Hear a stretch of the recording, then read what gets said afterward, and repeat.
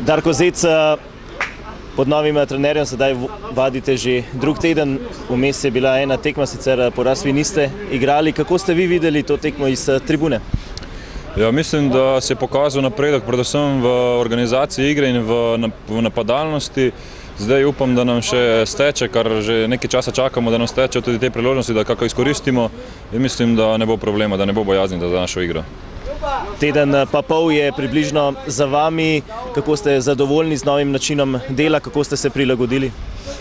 Z novim načinom dela sem osebno zelo zadovoljen, ker so treningi zelo raznoliki in dobri.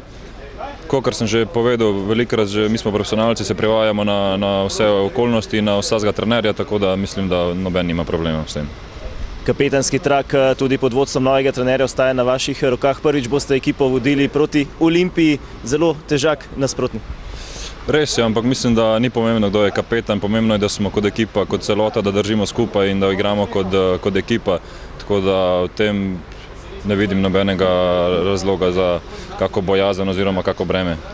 Tekma proti Olimpiji, vemo, tudi Olimpija je minuli konec tedna izgubila proti Gorici, visok poraz je bil to. Dva ranjena leva se bosta pomerila na Stožicah, ki pa vam sicer ugajajo. Ja, lahko bi rekli, da dva ranjena leva, ampak tudi če ne bi mi izgubili, bi tekma bila močna, dobra, kakršna bo, ker vsi se borimo za točke, vsi se borimo za čim boljše mesto in mislim, da bo tekma zelo dobra. Tudi za vas osebno posebna tekma, 100. prvenstvena, vse ste odigrali v dresu Domžal. Ja, res je. Upam, da se bo ta 100. tekma, da bo prinesla zmago in da na koncu zmagamo, da si bom zapomnil to 100. tekmo kot zelo dobro.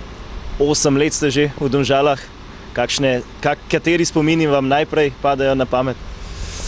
Ja, spomini sigurno padajo najprej na pamet, ko smo osvojili prvenstvo in ko smo osvojili pokal. To mi prvo pade na pamet. Upam, da bo tega še čim več in da začnemo spet kaj osvajati.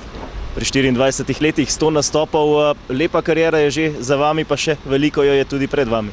Mislim, da če ne bi imel toliko problemov s poškodbami, da mi ta 100. nastop prišel že veliko prej, ampak poškodbe so sestavni del športa, tako da s poškodbami moramo naprej in upam, da bo čim manj poškodb v nadaljni karieri in da zberem še nekaj nastopov.